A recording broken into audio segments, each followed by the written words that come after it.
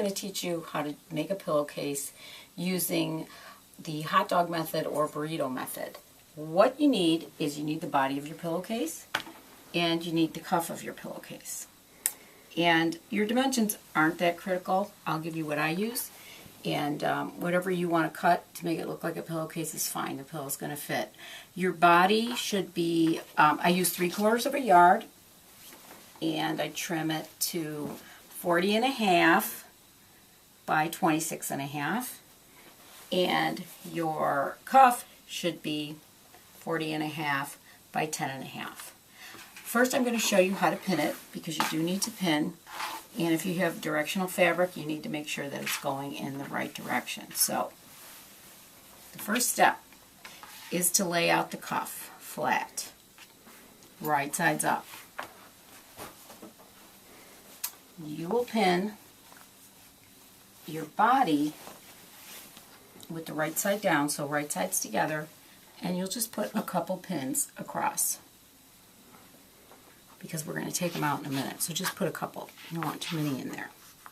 You can see I'm using Elf on a Shelf fabric, which was the most popular fabric, and pillowcases were the most popular item to make at my fall retreat this past month. Okay, so I've got the right sides together, cuff and body pinned together.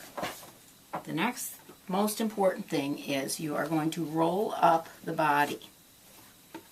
This is really important. This is the whole concept behind the hot dog. So you roll up the body until it's inside the cuff, and then you take your cuff and bring it up over your roll and pin this part of the cuff, which would be the right side of the cuff, to the wrong side of the body, all 3 layers together. And you make your hot dog. And I started in the center and work my way to the end. You should really pin it because you don't want anything to slip when you're sewing. This method is really quick, really easy. And you can have a couple of pillowcases done in no time. Okay, this is your hot dog. It's a tube, and now we're going to sew. Okay, now we're going to sew the hot dog, and you'll just take your tube, use just a straight stitch, make sure it's not too big, and just sew down the edge that you pinned.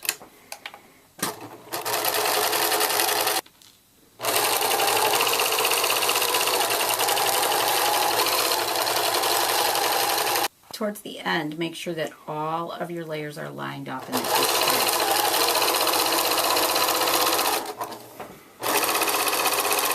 when that's done, remove all the pins. Make sure all the pins are out. And then it's the fun part. You reach in, take the body of your pillowcase out, pull it,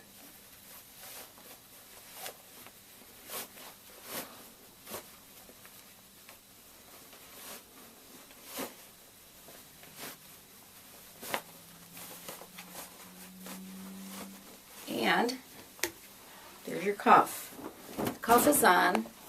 The seams are all enclosed, so you don't have to worry about anything fraying. And now all you need to do is sew up the sides and sew up the bottom. So you're going to press.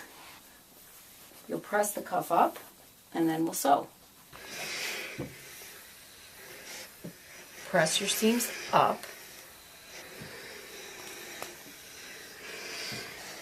If you want, you can take and top stitch about 1/4 of an inch along your cuff just to make it look a little more finished, but it's really not necessary. But if you want to, go ahead.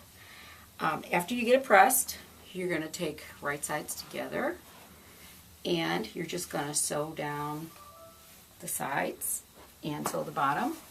And you can use a serger. I happen to have a serger, but if you don't have a serger, it's not a problem. Just sew it with your normal sewing machine, and if you have a nice overcast stitch, you can overcast it. If you don't, just do a straight stitch and then maybe zigzag your seams when you're finished. Because if you're making this for a kid, which you probably are, they're going to be washing it a lot. So you do want those finished seams. So I'm going to serge the side and the bottom, and it's going to be done.